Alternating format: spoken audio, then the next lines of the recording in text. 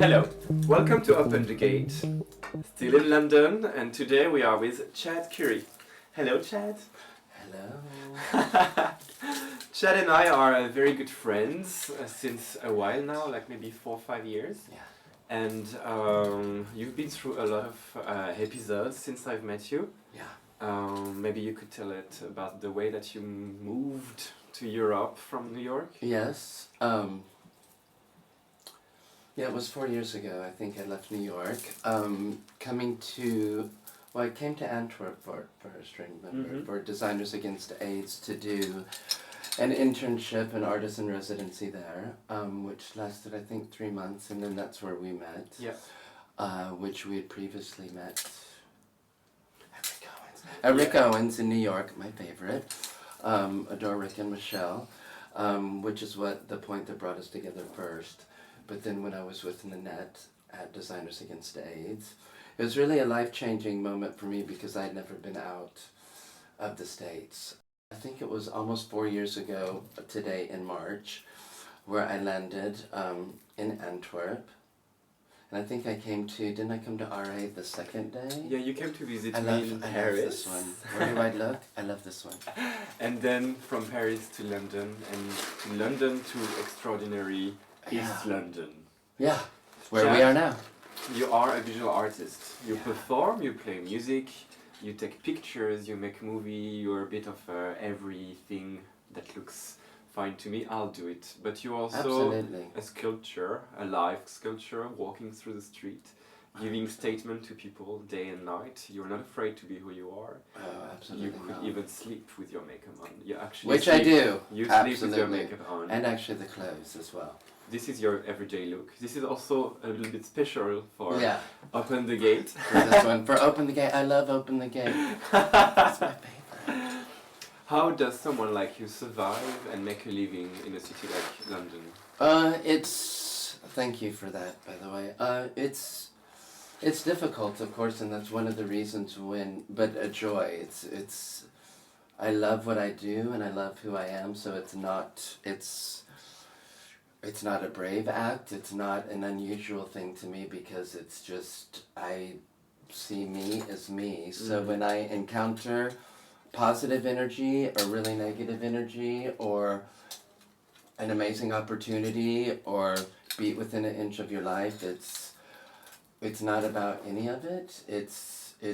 I take it as it comes. It's about being authentic and true to who you are, and it took me a long time to get there, but it's meshing our inside with the outside and really discovering our true essence. And that process had happened when I was in New York about 11 years and had amazing opportunities there, but it almost ceilinged out as like a human and an artist, and I didn't really realize that until I got over to this side. And Antwerp was absolutely a revolutionary experience for me, almost my honeymoon into where I am now. And the times we spent together and performing, it's this little commune of a community, like family.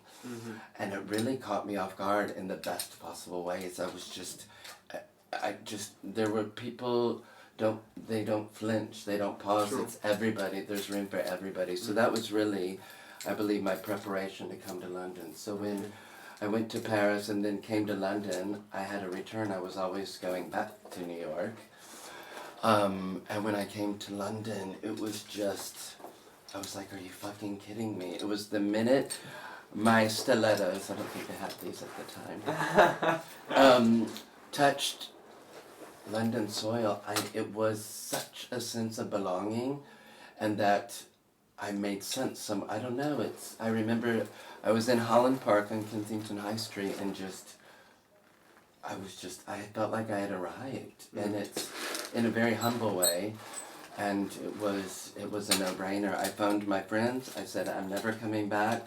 Take all my belongings, disperse them, have a great life, we'll be in touch. And that was almost 4 years ago. Okay. Pause, commercial break. My mommy dearest handbag, wire hangers, pearls, and rosaries.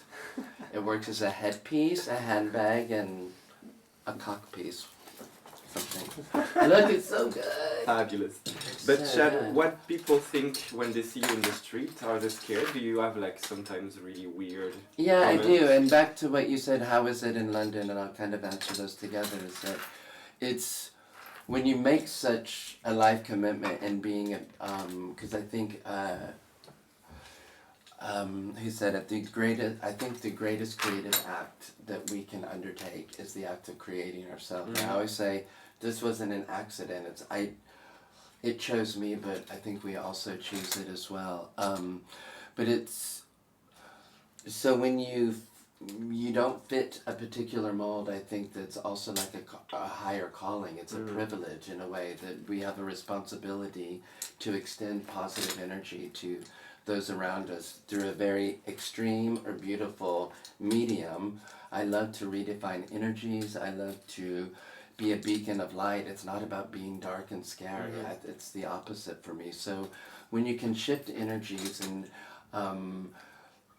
yes, and to answer that, your last question, it is very difficult sometimes just to get from point A to point B. Yeah. I have no complaints. I think you put something out, I don't think we should be shocked if we get something extreme in response, but again, it's not the point. I find it fascinating. I mean, you're not a murderer, you're not a ghost, Yeah. you're not an aggressive person, you're very sweet and very gentle. People close to you know that. Yeah.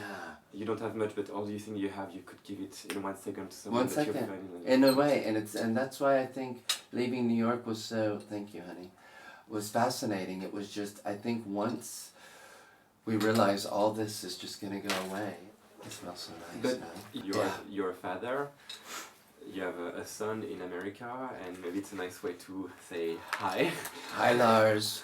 Mwah. Wow, this is like An emotional truth or moment. consequences, or what's it? Only you. I know that, but it's Thank you, interesting to honey. spot it because you're doing everything that you want to do 100%. You're in London, it's very hard to survive.